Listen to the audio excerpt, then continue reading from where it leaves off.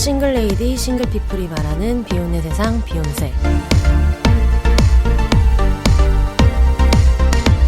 안녕하세요. 저는 해방촌 비욘세입니다.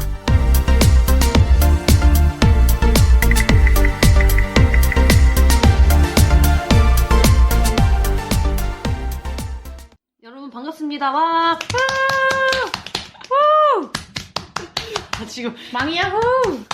음주 녹음을 하고 있어가지고 분위기가 저번 주랑 달라요. 저희 게스트의 강력한 요청이 있어서 나는 꼭 한 병을 먹고 하겠다 하셔가지고 오늘은 또 다른 저희 해방촌 사는 동네 사람 경제관념 없는 경제지 기자 람 기자님 함께합니다. 기자님 안녕하세요. 아이고 안녕하세요.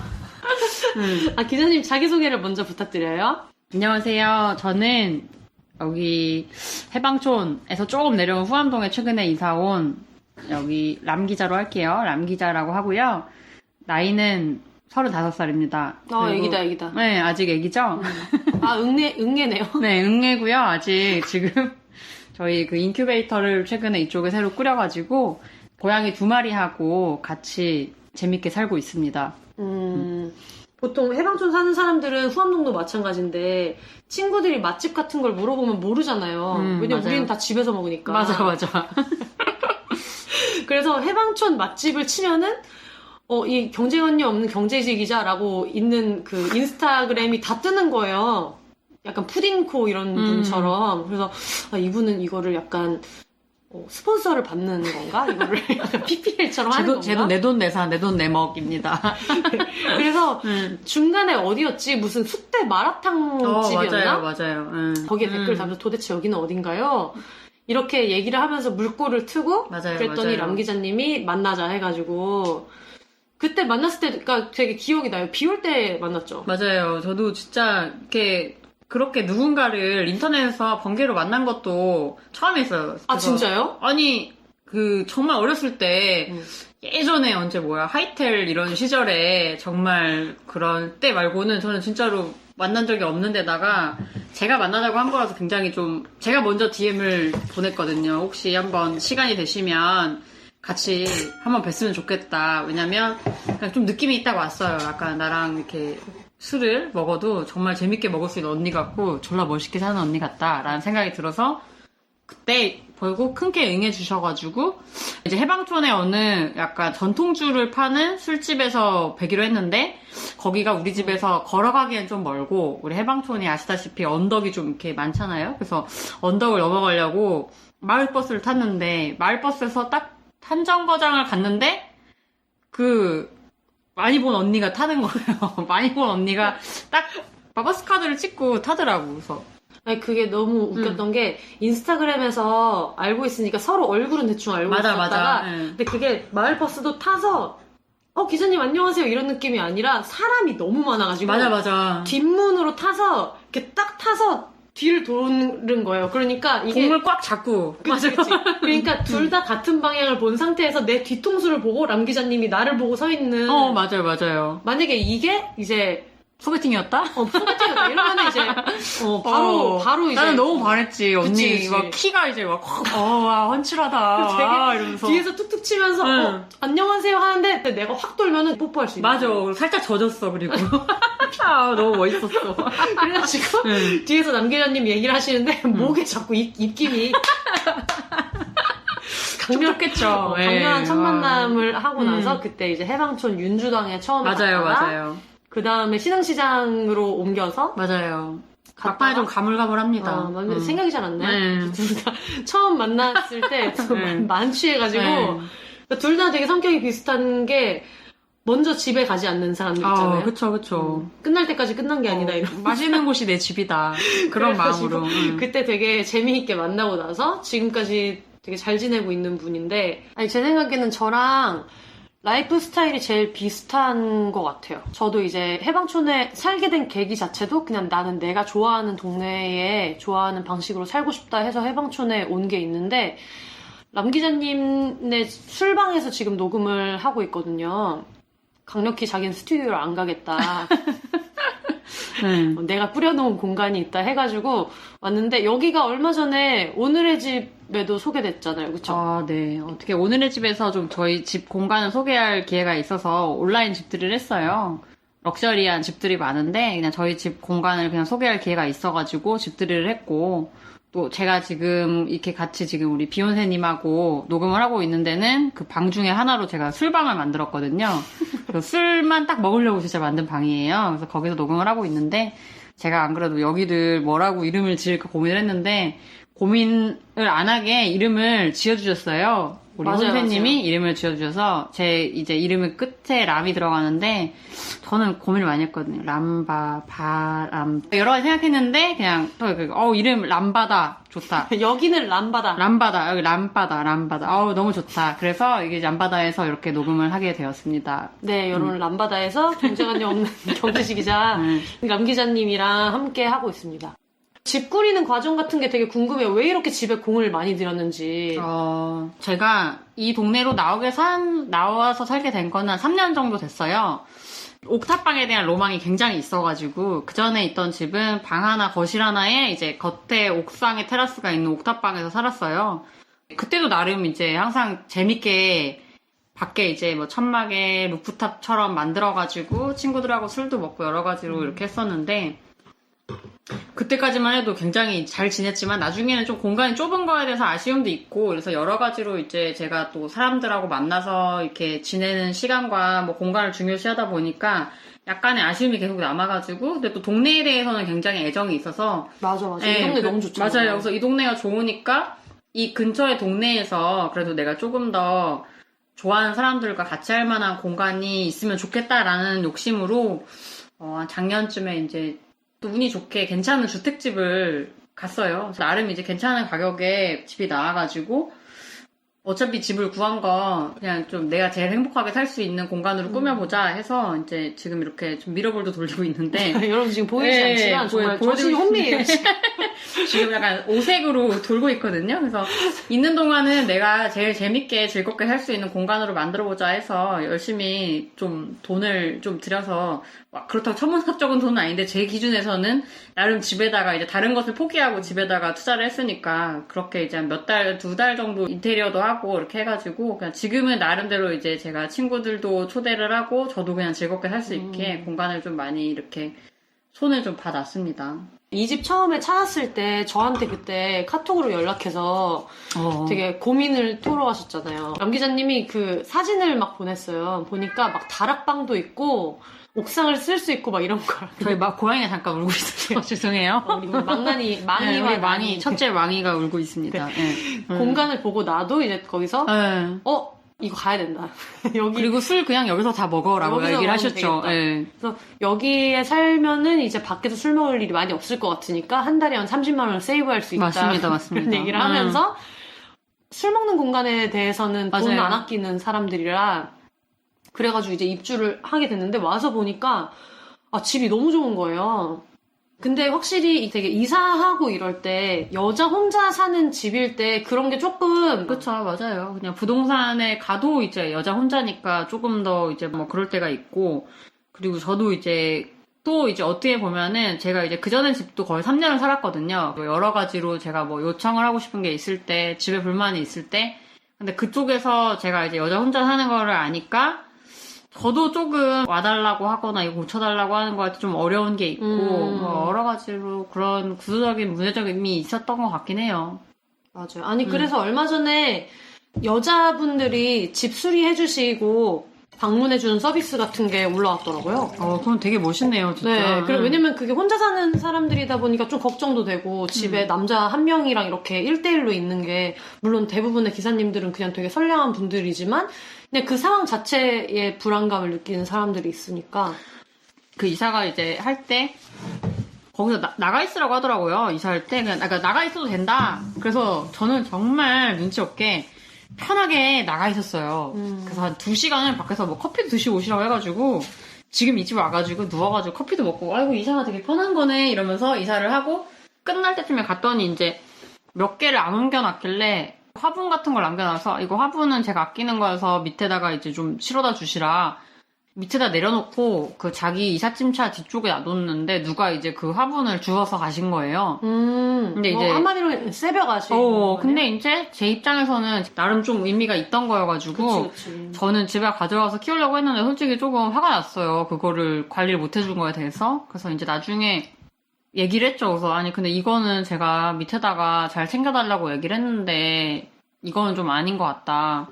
그거 어떻게 할 거냐고 이렇게 얘기를 했더니 나중에 이제 정색을 하시면서 얘기를 하더라고요. 자기가 금전적으로 해줄 이유는 아무것도 없는 것 같고, 솔직히 말해서 그 정도로 이제 고양이 키우면서 털이 많은 집이면 나중에 그 세탁비든 수고비든 챙겨주는데, 뭐 그런 것도 안 해주고 왜 이렇게까지 말을 하는지 모르겠다는 식으로 얘기하는 거예요. 이해가 안 되는 게 예를 들면 뭐 청소업체가 2년 살고 있던 람 기자님네 집에 와서 고양이 때문에 너무 청소가 힘들었다 하면 이해가 되는데 이사는 그 집 짐을 빼서 이 집에 넣는 건데 그게 고양이하고 무슨 그 저도 모르겠는데 이제 제가 이제 집을 그러면서 막 이 정도만 해준 것만 해도 고마운 줄 알아라 약간 이런 느낌이었어요. 근데 이제 그냥 너무 화가 나서 솔직히 따질까 생각도 했는데 그 당시에 제 남자친구가 말리는 거예요. 이 사람은 네 전집 지금 집 다 알고 젊은 남잔데 괜히 너랑 싸움이 붙어가지고 너한테 좋을 게 뭐가 있겠냐. 아 맞아. 그런 생각이 든 거죠. 저도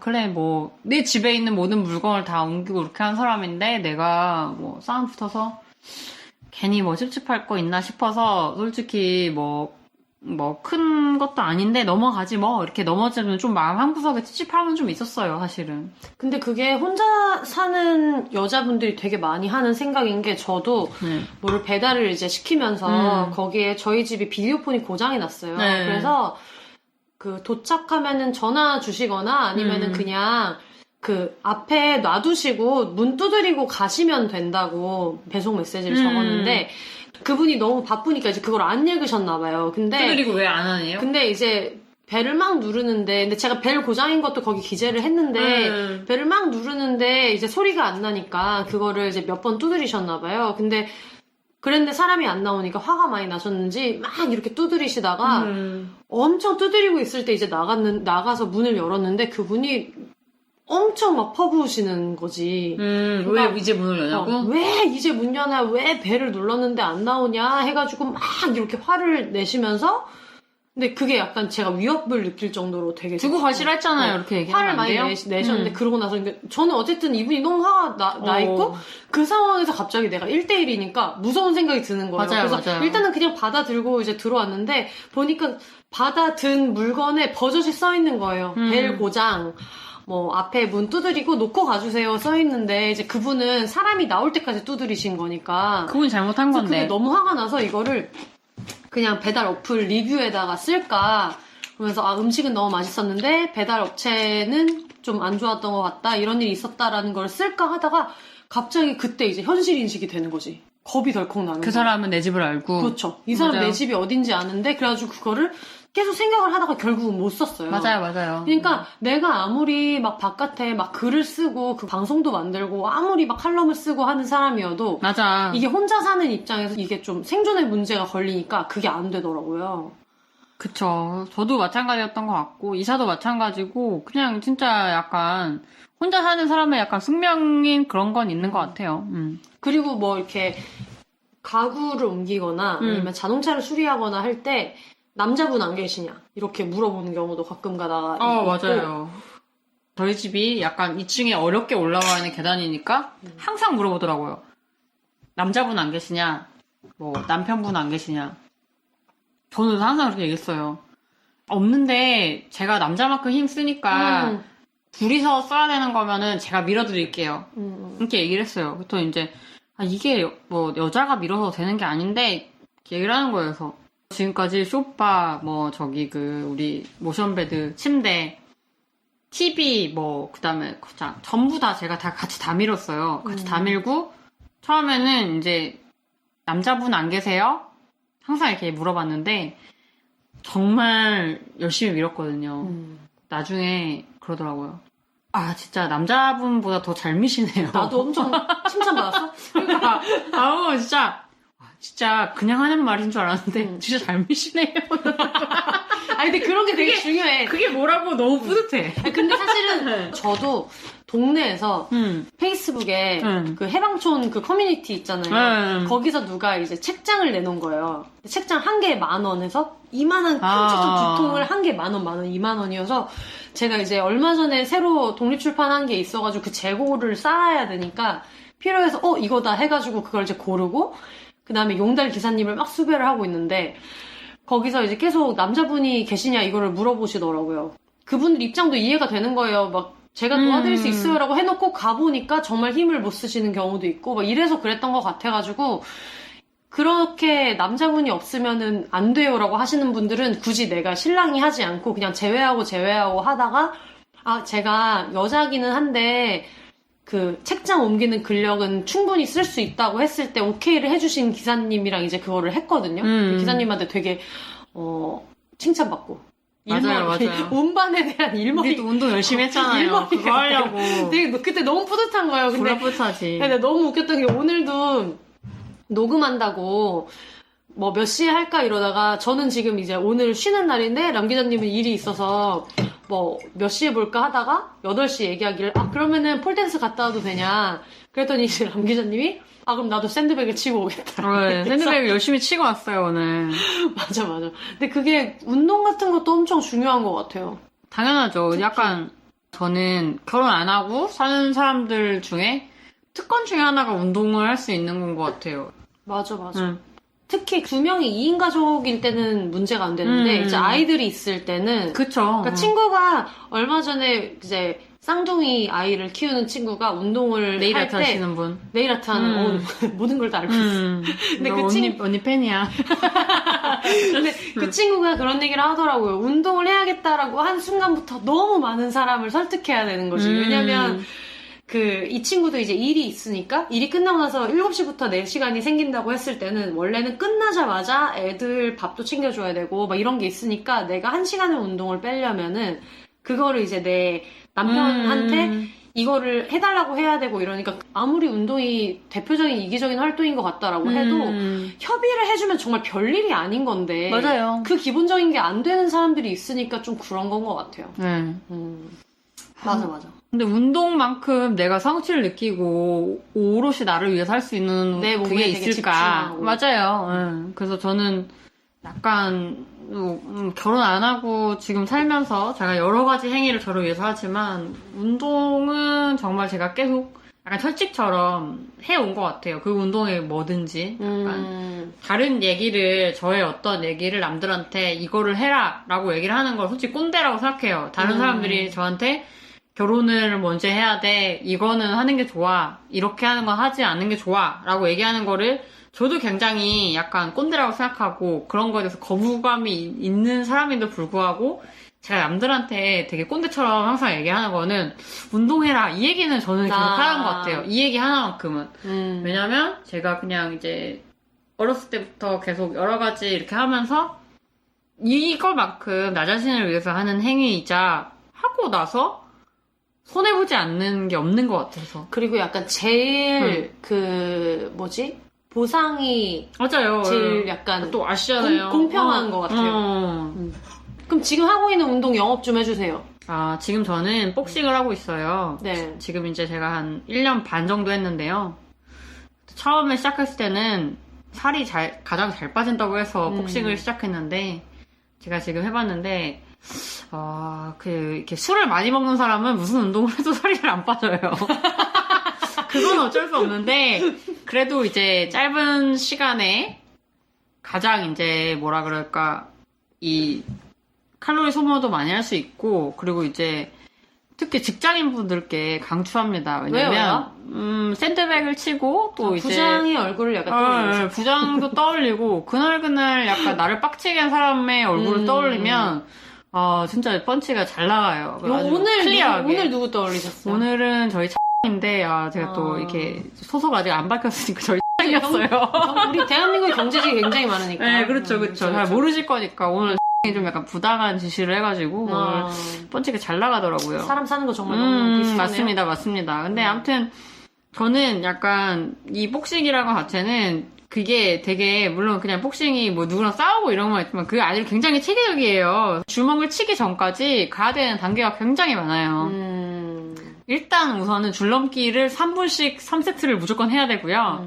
그거 이후에도 이제 사이드 스텝이랑 뭐 이렇게 해가지고 3분씩 몇 세트 해가지고 사실 준비 운동만 30분을 해야 돼요. 폴댄스랑 비슷하네요. 맞아요. 본격적인 운동을 하기 위해서 한 30분 정도는 그냥 정말 오롯이 준비 운동을 유산소와 뭐 이걸 해서 해야 되고 나중에 이제 운동을 이제 우리 코치나 뭐 관장님이 오셔가지고 이제 그날그날의 진도를 나가고 뭐 때리고 이런 것도 하고 근데 그러고 나서 또 마지막은 또 그 무산소 운동을 해야 돼요. 왜냐면 이렇게 잽 스트레이트 뭐 이런 거 치잖아요.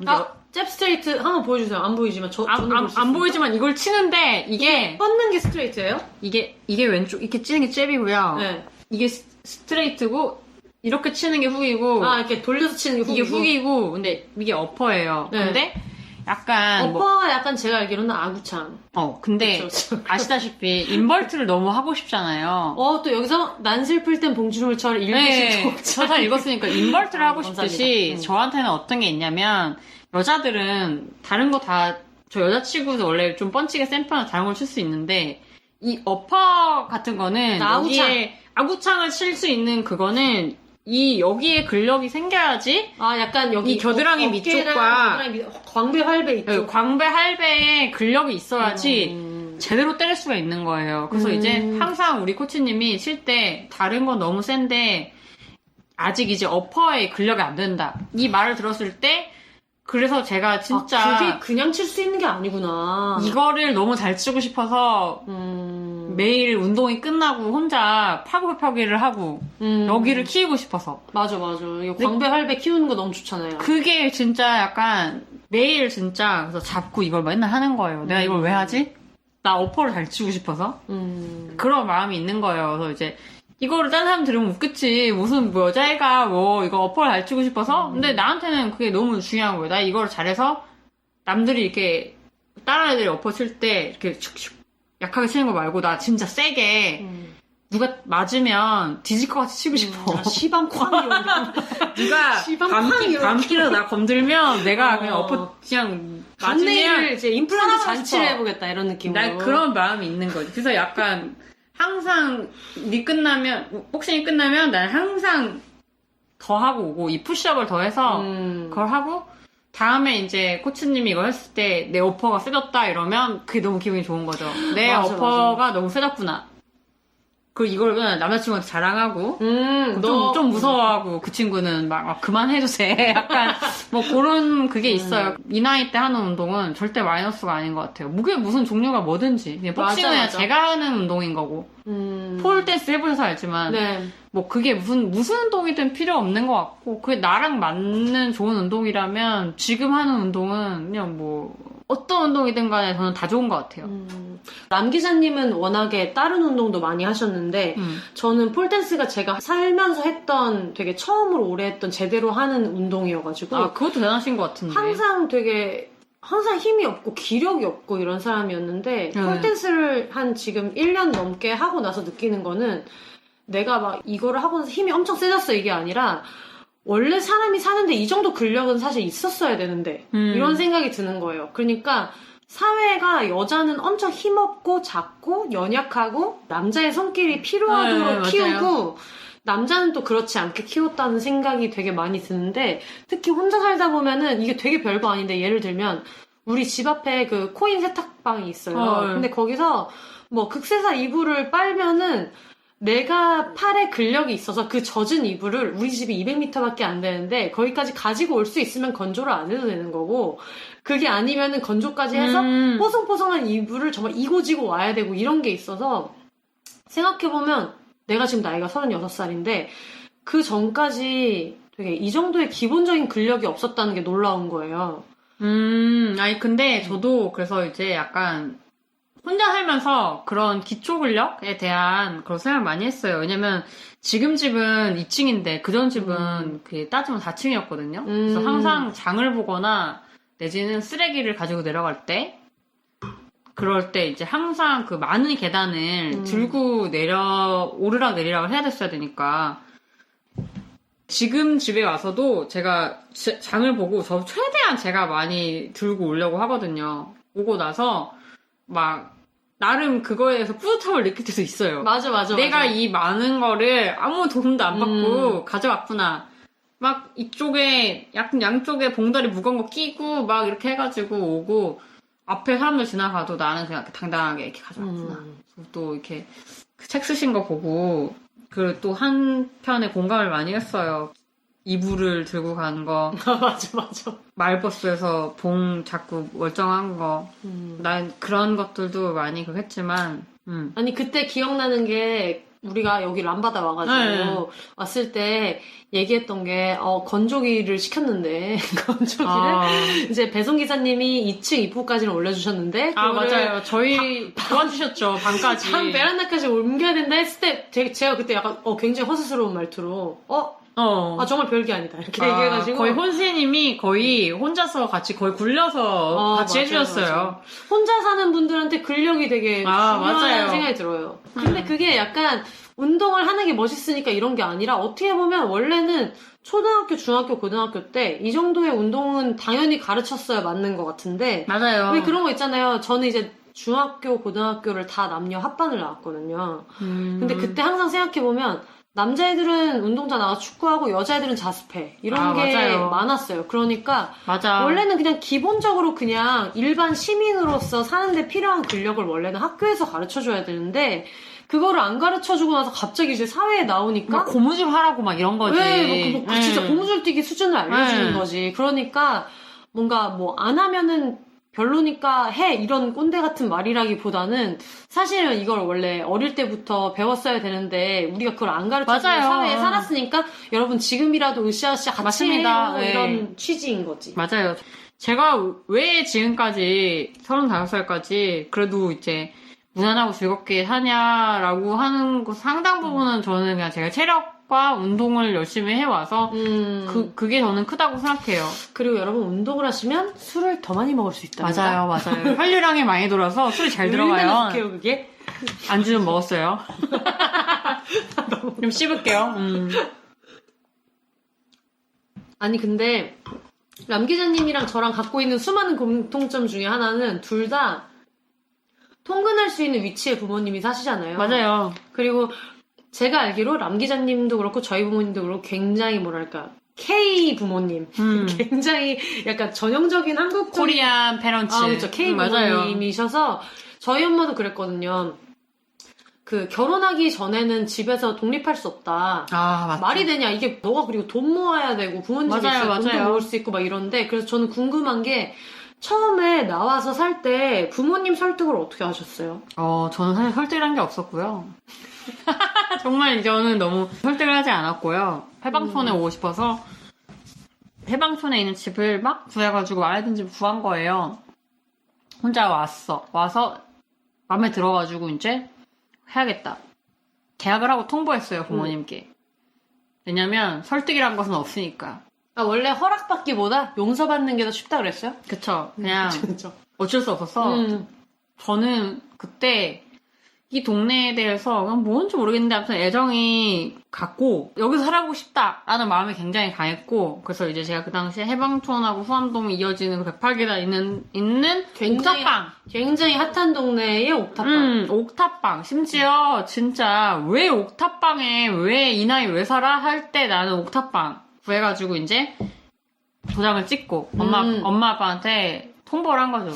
배경 지식을 위해서 설명을 드리자면 람 기자님 부모님 같은 경우에는 평생 아파트에 사셨고 아파트가 아닌 삶에 대해서 왜냐면 저희 어머니도 그러셨거든요. 그쵸. 근데 그런 분이었는데 갑자기 딸이 이런 해방촌이 되게 지금은 힙한 동네가 됐지만 어쨌든 달동네잖아요. 되게 언덕도 많고 이러니까 살기에 불편해 보일 수도 맞아요. 있고 이런 동네인데 물론 장점이 훨씬 많은 동네지만 거기 옥탑방에 산다고 했을 때 부모님 반응이 어땠는지. 그때는 일단 검색을 하신 거예요. 그래서 그때 이제 해방촌 하고 딱 이제 검색을 하시니까 저희 집이 후암동인데 후암동에 이제 뉴스가 다 뭐 우범지대 뭐 1위 뭐 해가지고 범죄율 이런 거를 계속 저한테 보내면서 이 범죄율이 막 여기가 이렇게 많은 동네고 막 이렇게 하는 거예요. 그래서 그냥 저는 이제 근데 죄송하지만 계약을 물을 수가 없다.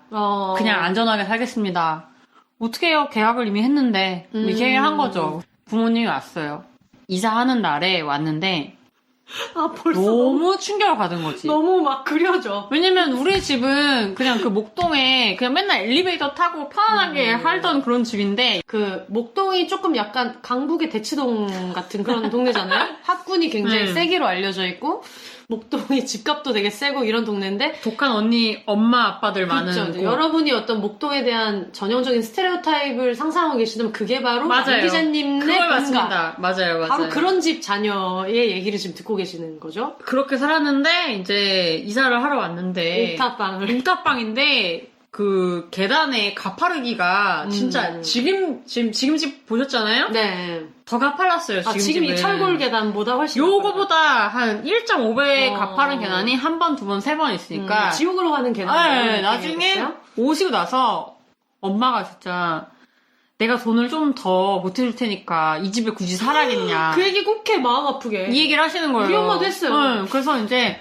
엄마 미안한데 한 2억 줄 거 아니면 난 이 집에 살 거다. 이렇게 얘기를 했죠. 솔직히 2억 줘도 뭐 거기 살 거 아니잖아요. 그건 맞죠. 그래도 그냥 이제 한 번 지른 거지. 근데 이제 나중에 엄마가 그러고 나서 엄마는 아무튼 그 계단을 나중에 저는 솔직히 지금은 그 당시에 전 3년 살았으니까 눈 감고도 왔다 갔다 하고 그쵸. 점프도 했지. 근데 이제 우리 엄마는 나중에 이 이사를 마치고 내려가는데 진짜 무슨 하지 마. 마음 아프게. 이거 잡고 하나 이렇게 하는 거 있잖아요. 진짜 무슨 발 하나 이렇게 해서 밑에 막 그렇게 내려가는 거예요. 그래서 나 가슴 아프게. 그 정도까지는 아닌데 근데 아무튼 뭐 엄마는 막 그렇게 하고 나서 이런 집을 어떻게 사느냐 한동안 연락이 와서 엄마가 모은 돈을 얼마나 보태줄 테니까 오피스텔로 옮겨라. 진짜 그 엄마는 그 정도 지금 5평, 6평이어도 안전한 데 살아라. 이건 빌라가 거죠. 옵션에 없으셨던 거구나. 그러니까 5평, 6평이어도 좋으니까 아니면 돈이 부족하면 내가 보태줄게. 서울역에 그 안전하고 좁더라도 보안이 좋은 데 살아라. 20층짜리 오피스텔. 맞아. 그런 거였는데 제가 그냥 괜찮습니다. 나는 괜찮아요. 이렇게 해가지고 그냥 계속 살았던 거고 지금 집도 마찬가지예요. 저도 이제는 자취가 5년 차니까 약간 나름의 노하우도 생기는 것 같고 부모님도 그래서 처음에는 막 정색을 하고 니가 결혼도 안 하는 지지배가 어떻게 하다가 이제 결혼도 안 하고 나간 지지배가 생각보다 잘 사네? 아니 그리고 집을 꾸리는 과정을 보면서 얘가 비혼이구나를 좀 납득하시게 되는 과정이 저는 있다고 생각하거든요. 왜냐면 저 같은 경우에는 어떤 게 있었냐면 제가 일단 해방촌 집에 저는 지금 빌라 3층에 사는데 저희 어머니는 처음에 저희 집에 왔어요. 저희 집이 약간 거실이 네모 반듯하지가 않고 마른 목골이에요. 근데 우리 엄마 기준으로는 거실이 네모내야지 이런 게 되게 강하지. 어른들은 다 그렇죠. 있어요. 그러니까 결혼이나 이런 삶의 방식만큼이나 주거 공간에 대한 것도 반듯해야지. 딱 이렇게 있어서 그거를 처음에 되게 많이 얘기하셨던 기억이 나고 근데 저한테 되게 상징적이고 기념비적이었던 사건을 얘기하자면 그 냉장고를 고르는데 제가 지금 사는 집은 옵션이 없으니까 냉장고를 고르는데 제가 지금 갖고 있는 냉장고는 이런 약간 원도어, 그러니까 투도어? 냉동실 하나 조금 더 큰 거? 네. 이거보다 옆으로 되게 좁고 그 천장으로는 높은데 되게 좁은 냉장고예요. 근데 저는 생활 패턴이 어떠냐면 그 장을 봐서 뭐 채소든지 뭐 고기라든지 이런 걸 사면은 있는 걸 못 보고 바로바로 먹는 타입이에요. 바로바로 소비하고 약간 한식상처럼 뭔가 밥이 있고 국이 있고 반찬이 있고 이런 거보다 그냥 그때그때 생물을 사다가 볶아 먹고 그냥 치우고 이렇게 먹는 게 식생활 패턴이라 맞아요. 예전에 한 130리터짜리 냉장고 그러니까 130리터면은 어느 정도냐면 그 원룸이나 조그만 아니에요? 고시원 같은 데에 있는 진짜 조그만 냉장고 있잖아요. 네. 근데 그거를 쓸 때도 별로 공간이 모자라다거나 이런 생각을 별로 안 했었거든요. 그래서 그냥 좁으면서 높은 메탈 냉장고가 제 나름대로는 되게 크게 업그레이드 되는 거였는데 저희 엄마가 그걸 못 견디는 거예요. 냉장고는 무조건 포도어를 사야 된다. 왜냐면 김치도 넣어야 되고 뭐도 넣어야 되고 막 이렇게 얘기를 해서 엄마한테 아니다 나는 130리터짜리 진짜 그 모텔 같은 데 있는 조그마한 미니 냉장고도 나는 작다는 생각을 안 해봤고 이러니까 지금 메탈 냉장고도 엄청 큰 거다 했는데 엄마 입장에서는 우리 엄마는 내가 비혼이고 결혼할 생각이 없는 거를 토로를 했는데도 엄마의 어떤 그 마음의 밑바닥에는 얘가 한 3, 4년 이내에는 결혼을 할 거라는 생각이 있다 보니까 그 큰 냉장고를 사야 된다는 생각이 있었던 거야. 지금 저희 집에는 따로 그 장롱도 없고 왕자인 거만 놓고 살고 있는데 그거를 설치할 때도 그래도 제대로 된 거를 사지 이건 나중에 너가 시집가도 가져갈 수 있는데 이런 게 있었어요 원래는.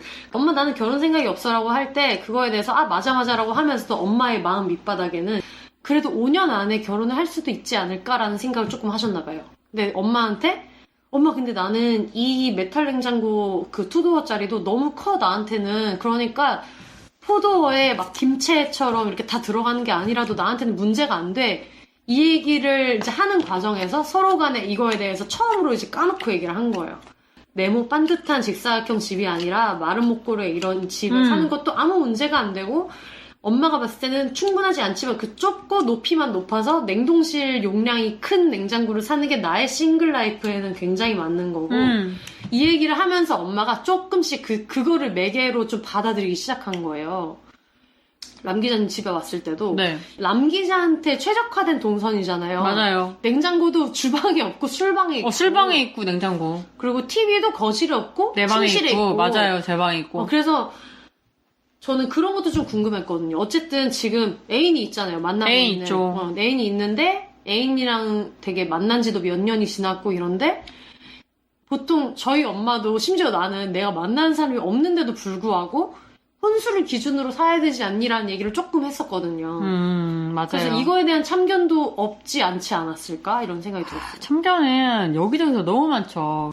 제가 일단 기본적인 말씀을 드리면 제가 남자친구랑 3년 만났어요. 약간 롱디여가지고 뭐 이제 한 달에 한 몇 번 보지만 그래도 이제 되게 좋은 관계로 너무 사랑하고 잘 만나고 있는데 나중에 아무튼 뭐 그래도 3년 동안 만나니까 이제 나중에 여러 가지 뭐 그런 물음표가 오죠. 왜냐면 저 사실은 이 집에 오고 나서 제가 투자를 많이 했어요. 사실 되게 약간 무리하면서 왔다고 했잖아요. 허리를 그냥 이제 막 구부리고 이제 아니 뭐랄까 나의 행복을 쓴 거죠. 이 집에 오면서 그냥 솔직히 하고 싶은 거 다 했고 뭐 그렇다고 막 엄청난 사치는 아니어도 그냥 이제 제가 이제 제 또래에서 남들이 혼수 때 할 만한 걸 제가 한 거죠. 사실은 맞아요, 큰 맞아요. 사치가 아니더라도 이제 제가 예를 들어 뭐 75인치 TV를 샀다. TV는 거거익선이야. 네, 거거익선이니까. 거거익선이야? TV, 내가 모션베드, 그리고 이제 뭐 소파도 좀 제가 4인용을 샀고. 맞아요. 이 집에 오면서 남들이 야, 너 혼자 사는데 그런 거를 왜 사? 라고 생각할 만한 거를 제가 많이 산 거죠. 되게 혼자 살 때 되게 그냥 대충 살고 나중에 결혼할 때를 생각해서 모든 걸 아껴야 한다고 생각하는 경향이 좀 있더라고요. 그쵸. 근데 제가 듣는 질문 1번 너 그 집 샀어? 자가냐 아니냐? 네. 아니면 너 금방 결혼해? 두 가지인 거예요. 왜냐면 집을 왜냐면 너무 열심히 꾸미니까. 그러니까 남들이 생각하는 거는 얘가 이 집을 사서 투자를 한다. 내지는 얘가 곧 결혼을 할 거기 때문에 신혼집으로 생각하고 투자를 신혼집이라고 생각하고 투자를 한다. 저는 둘 다 아니거든요. 그래서 심지어 이제 애인도 있는데. 애인도 있지만 제가 투자한 이유는 그냥 내가 행복하기 위해서지 내가 결혼을 곧 해서라든지 아니면 이 집이 내 집이어서 가치를 전혀 아니거든요. 저는 나중에는 오히려 그 싼 사람들한테 얘기를 그래서 확실하게 해요. 나는 집 안 샀고 결혼도 안 했어. 근데 그냥 내가 좋고 내가 재밌어서 그냥 전셋집인데 투자하고 지내는 거야.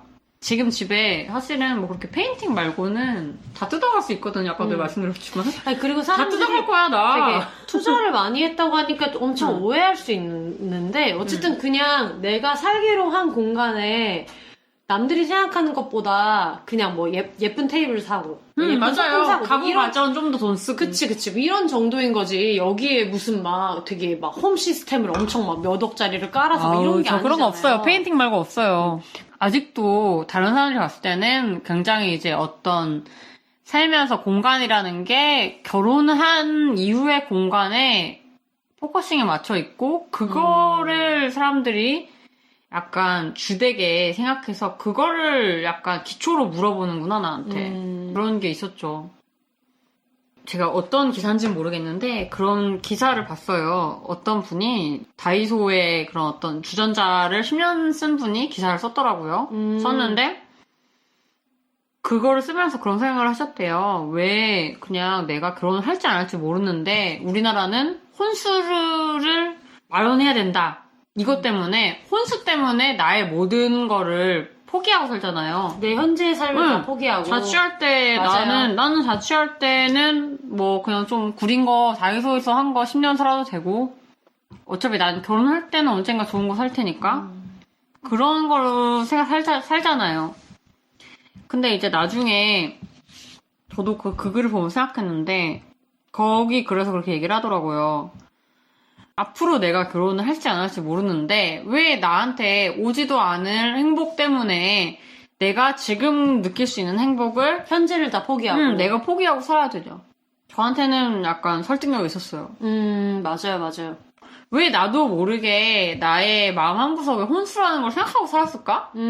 라고 생각이 드는 거예요. 나도 그러니까 결혼하지 않은 현재의 나도 충분히 좋은 가구랑 좋은 가전을 누릴 권리가 있는데 심지어 나는 그거를 내가 열심히 일한 내 돈 주고 마련하는 맞아요. 건데. 근데 맞아. 약간 나도 왠지 모르게 그냥 내가 혼자 살 때 사는 가구는 완전 최상급은 아니고 조금 덜한 내 상태에서 괜찮은 거 샀을 거라고요. 왜? 마음 한구석에는 내가 결혼할 때는 좋은 혼수를 해야 되니까. 그러니까 약간 혼수는 진짜 내 집을 마련하는 거라고 생각하고 그 전에 나의 단계는 자취생 정도로 생각하는 거지. 자취생. 진짜 자취생. 지나가는 자취생. 맞아. 그러니까 막 원목 쓸 것도 그냥 합판으로 만족하고 제대로 된 맞춤 가구를 쓰는 거 전에 조립형에서 좀 맞아요. 만족해야겠다 이렇게 네. 생각하고 그런 게 진짜 실제로 있는 것 같아요. 계속 그랬던 것 같고요. 저의 삶도 그랬던 것 같고. 근데 저도 이제 그 글을 누가 쓰셨는지 모르겠지만 저에게는 나름대로의 약간 울림이 있었어요. 그래서 제가 저 남자친구한테도 그 글을 보냈고요. 보내면서 사실 우리의 마음 한구석에는 혼수라는 그런 문화가 자리 잡고 있다. 그리고 이제 이거를 한마디로 하자면 오지 않은 미래를 위해서 왜 지금 살 수 있는 행복을 포기하고 사느냐. 맞아. 이 얘기를 남자친구한테 했어요. 남자친구한테 얘기하면서 심지어 너랑 나랑 결혼할지 안 할지도 우리는 아무것도 결정 안 했는데. 맞아요. 근데 우리의 모든 어떤 마음 한구석에는 나중에 결혼하면 좋은 혼수를 해야지. 그러니까 지금 살 때 냉장고는 그냥 투도어 정도면 되고 뭐 이제 소파는 뭐 그냥 조금 더 싸고 좀 더 작은 거 사고. 그 정도면 되고 TV는 뭐 한 4, 50인치면 모니터 최대한 쓰든가. 괜찮지. 맞아. 중소기업에서 그런 마음이 있을 거란 말이에요. 나중에 LG 삼성의 좋은 7, 80인치 TV는 결혼하면 살 거니까. 그리고 이제 무풍 에어컨, 비스포크 냉장고, 그거는 내가 결혼하면 살 거니까. 최대한 내가 살 때는 조금 뭐 이제. 가성비. 가성비로 괜찮은 거 사자.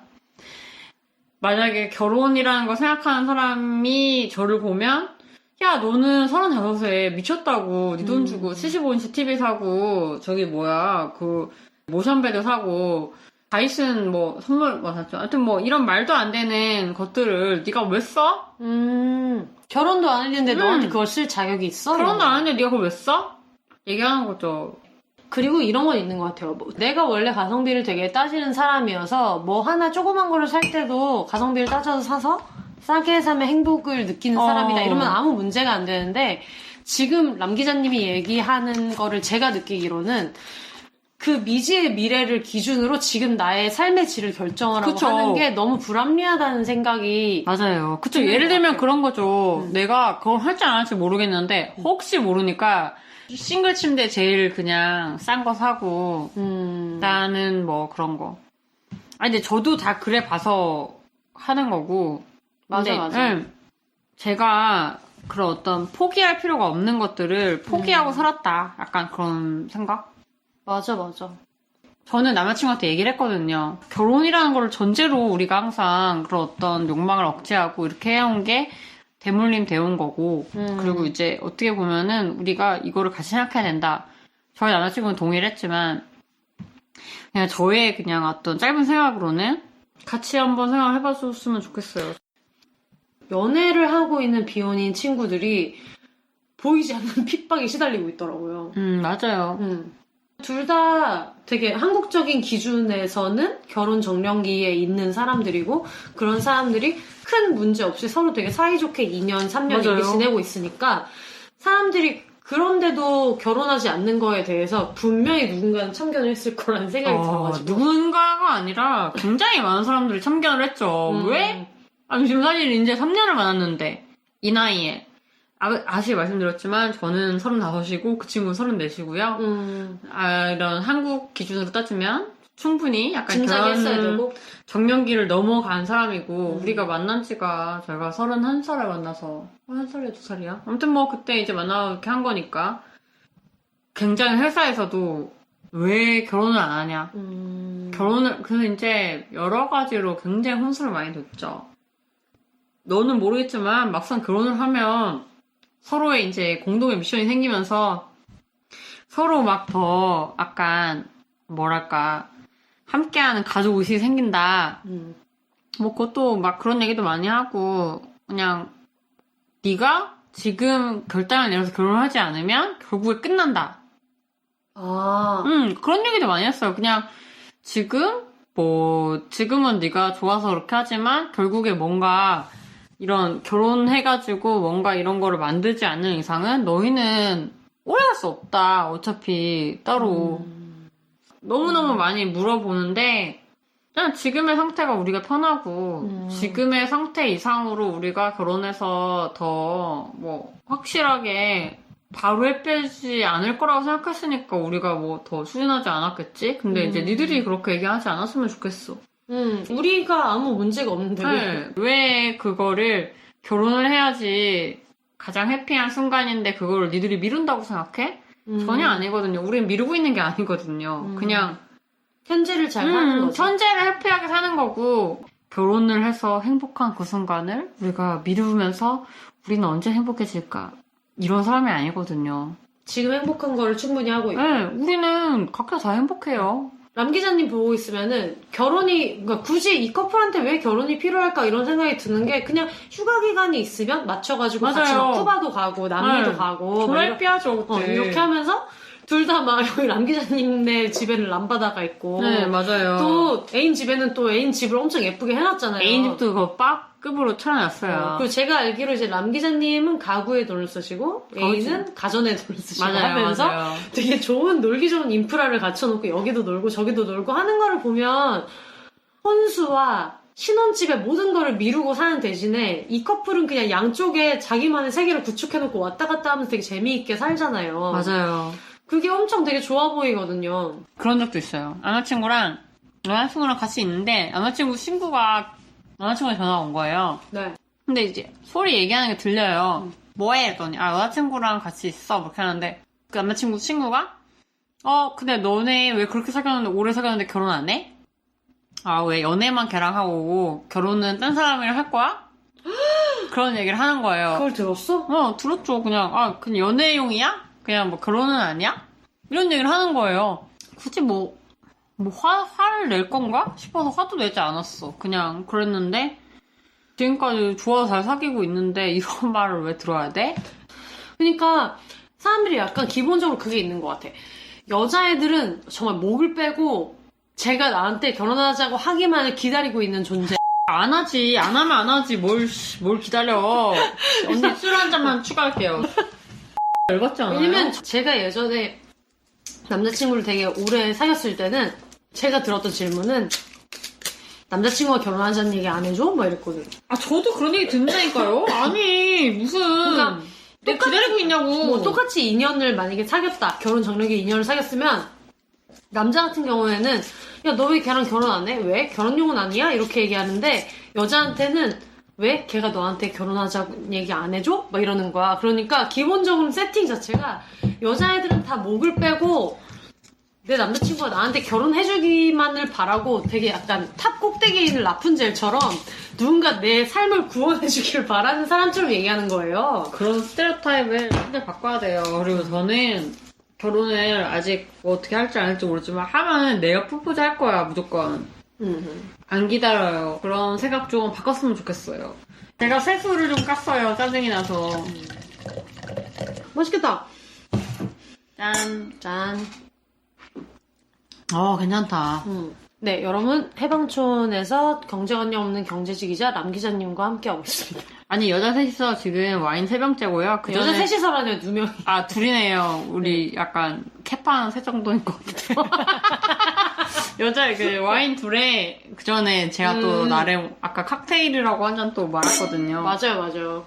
깔루아 밀크를 먹었어요. 맞아요. 네, 근데 그 깔루아가 물론 우유는 이제 슈퍼에서 사온 거지만 그 깔루아가 남 기자님이 얼마 전에 집 주변에서 그런 술을 만드는 분을 막 인스타에서 찾아가지고 맞아요. 거기 모임에 가서 담근 술을 먹었거든요. 어떻게 보면 저랑 남 기자님이랑 친해지게 된 계기도 이 사람은 항상 뭔가 내 주변에 막 만나고 싶은 사람들을 되게 막 찾아 나서는 사람이어가지고 맞아요. 그분은 약간 좀 술에 대해서 좀 뭐가 있는 것 같았고, 나름 좀 배우는 것도 있고. 근데 인생이 그렇잖아요. 그런 식으로 인생에 배우는 게 있는 한, 내 인생이 즐거운 거지.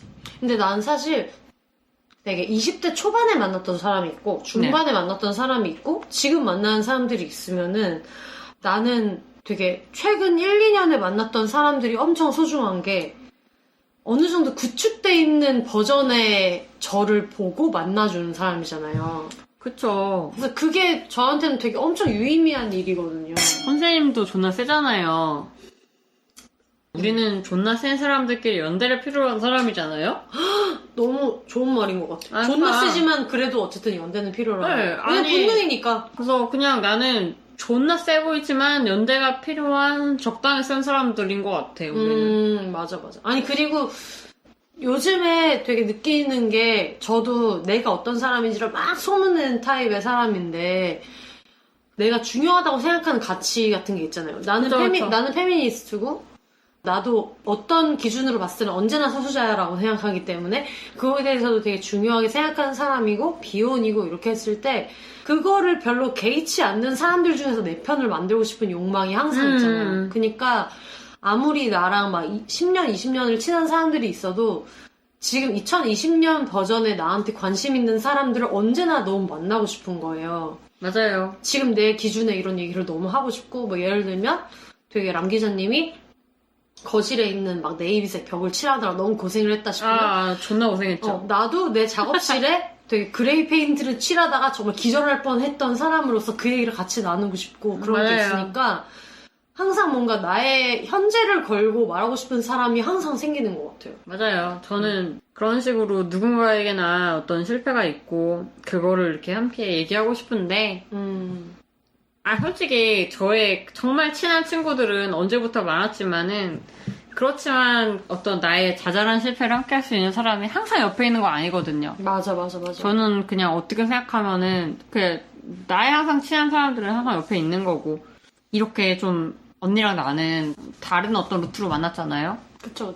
근데 그래서 오히려 조금 더 편하게 얘기하고 함께 할 수 있는 것도 같고 그래서 고맙기도 하고 약간 그런 생각이 있어요. 근데 저는 인스타로 누구를 사귀는 사람 얘기는 또 들었다? 그래서 내가 너무 궁금해서 물어봤어요. 야, 인스타로 사람을 어떻게 사귀냐? 물어봤더니 예를 들면 이런 거예요. 그 친구가 나한테 얘기해준 노하우는 뭐냐면은 내가 이 사람이 자꾸 나한테 어떤 막 좋아요를 왔다 갔다 하던 사람인데 그 중에 한 명이 되게 예쁘다. 어떤 여자애가 자꾸 내 거에 막 좋아요를 누르는데 얘가 너무 예쁘다는 거야.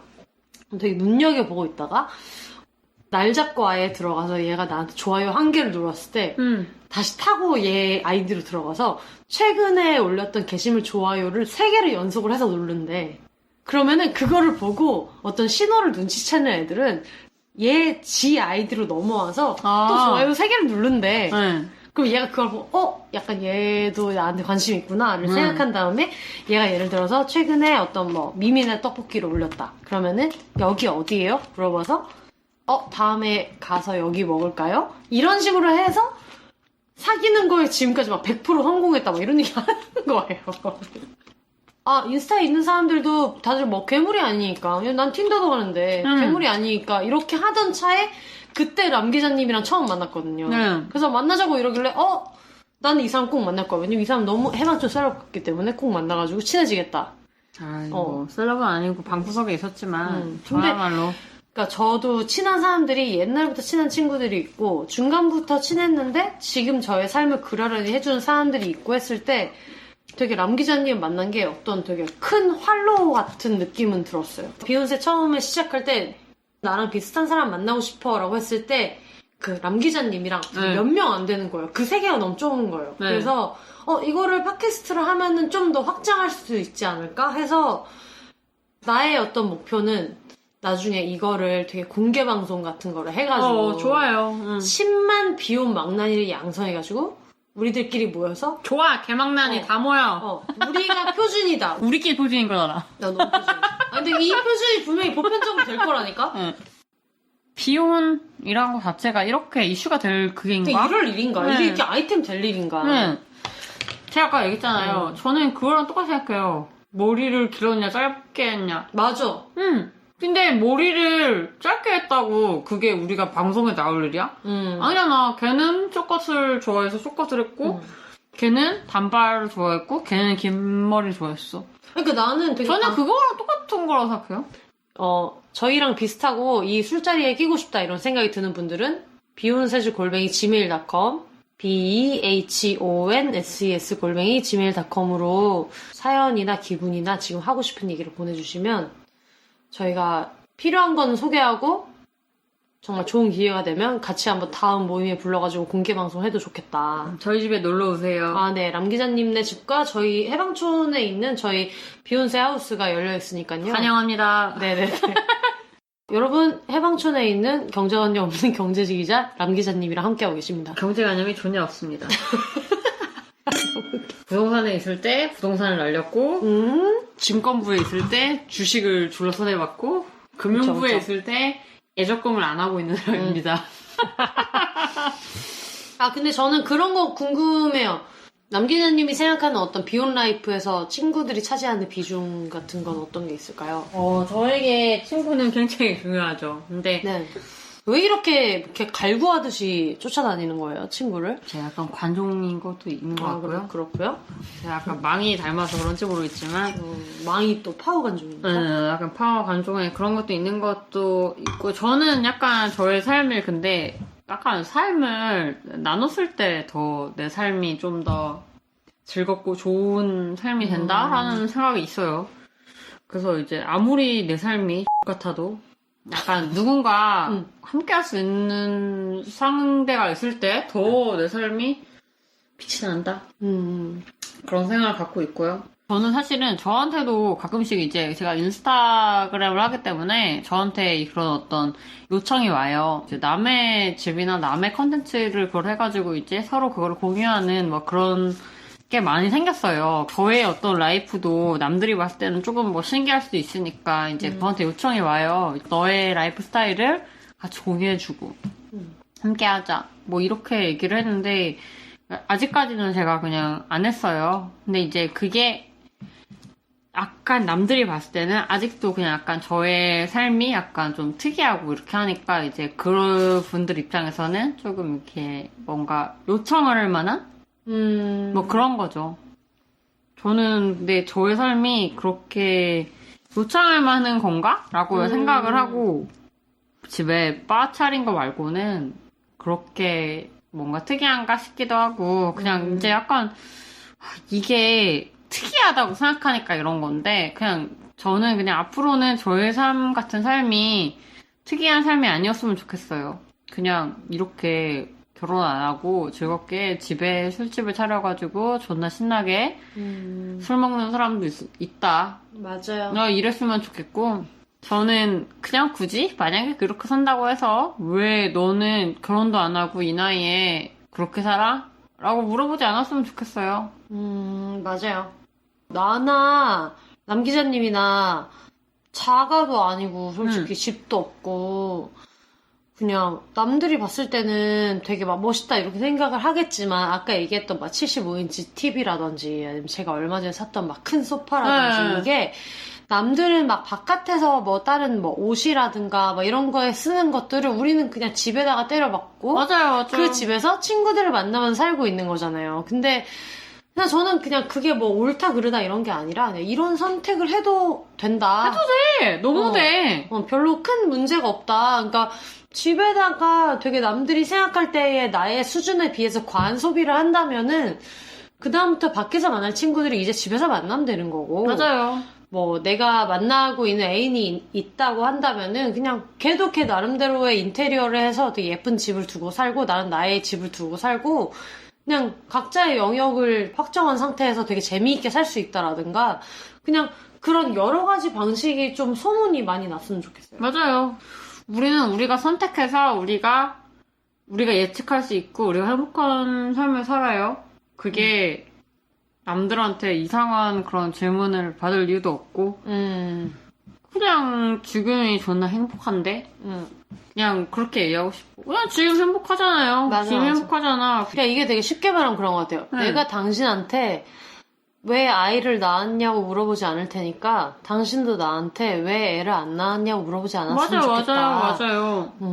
우리는 그냥 되게 자연스러운 각자의 선택을 하는 거고 누가 더 멋있는 것도 아닌 것 같고 누가 더 편한 것도 아닌 것 같고 그냥 각자 열심히 살고 있으니까 그냥 서로 그거를 좀 따뜻하게 봐줬으면 좋겠어요. 그냥 만약에 제가 우리 편세님과 같이 비혼 방송을 했는데 내가 만약에 내년에 결혼한다고 해서 막 20학년 이렇게 생각하지 않았으면 야, 이 좋겠고 변절자야. 변절자 20학년 이거 아니에요. 나는 현재는 비혼이고 현재 즐겁게 결혼하지 않은 우리는 다 상황에서 각자의 얘기하지만 현재를 얘기하는 거지. 비혼이란 게 제 생각인데 그냥 이제 우리가 같이 만났을 때 그때 둘 다 머리가 쇼컷이고 짧았잖아요. 맞아요. 저는 머리 지금 다시 길었잖아요. 장발이에요 지금 아주. 장발 지금 거의 저는 지금 시나이예요. 시나이 머리가 귀밑 11cm 정도 지금 시나이 같은 머리인데 저는 솔직히 그게 비슷한 게 아닐까 싶어요. 누가 이제 머리를 쇼컷을 좋아하는 사람이 있으면 쇼컷이 잘 어울린다 멋있다라고 하지만 하고 또 머리를 길어서 긴 머리를 좋아하는 사람이 있고 그 머리가 되게 잘 어울린다라고 하지 그거 가지고 배신했다고 안 하잖아요. 그거 가지고 막 야마 어떻게 그럴 수가 있어? 네가 쇼커트였는데 어떻게 머리를 이렇게 길어가지고 지금 뭐 그걸 할 수가 있어 이렇게 얘기를 안 하잖아요. 너 그때 나한테 기를 계획 있다고 말한 적 없잖아. 실망이야. 너 머리 왜 이렇게 잘랐어? 너 정말 너 배신이다 이렇게 얘기 안 하잖아요. 근데 약간 지금 우리한테 비혼이라는 게 어떤 분들은 그렇게 보는 경우도 있는 것 같고 맞아요. 저는 그게 없어졌으면 좋겠어요. 아니 지금은 내가 단발하고 싶지만 어느 순간은 기를 수도 있는 거고 근데 길렀다가도 확 자를 수도 있는 거고 약간 비혼을 가부장적인 결혼 제도에 항쟁하는 투사로 받아들이는 게 맞아요. 좀 부당하다는 생각이 많이 들어요. 그 투자가 아니라 그냥 머리 자른 거예요. 내가 자르고 싶어서. 기혼은 결혼을 한 상태의 사람을 비혼이라고 한다면 어떻게 맞아. 보면 기혼보다 비혼이 더 넓고 다수의 개념이잖아요. 맞아요. 그러니까 왜냐면 진짜 그런 사람들도 있다고요. 너 비혼인데 왜 남자 사겨? 사람들이 약간 무성애자랑 비혼이랑 착각하나? 그러니까 아니 너네 왜? 이런 사람도 있다고요. 여러분 그러지 말자는 이야기를 마무리로 하면서 너무 좋다. 그러면 소개나 시켜주든가. 여러분 틴더 하세요? 틴더 하세요? 이거 광고비 붙나요? 틴더 광고주랑 이제 아는 분들 연락해 주시고. 네네네. 오늘 남 기자님이랑 연애하는 비혼의 입장에 대해서 되게 많은 얘기를 나눠봤고요. 다음 편에 나오실 것 같아요? 지금. 그때는 연애 안 하는 모드로 저는 항상 준비가 돼 하고 있어요. 있어도 되니까 남 다 기자님의 좋아요, 되게 다 좋아요. 입체적인 여러 가지 비혼의 면을 점점 우리 더 선생님이 불러주시면 언제든지 바로 오겠습니다. 싱글 레이디, 싱글 피플이 말하는 비혼의 세상 비혼셀 다음 시간에 또 찾아올게요. 여러분 혼자 사세요.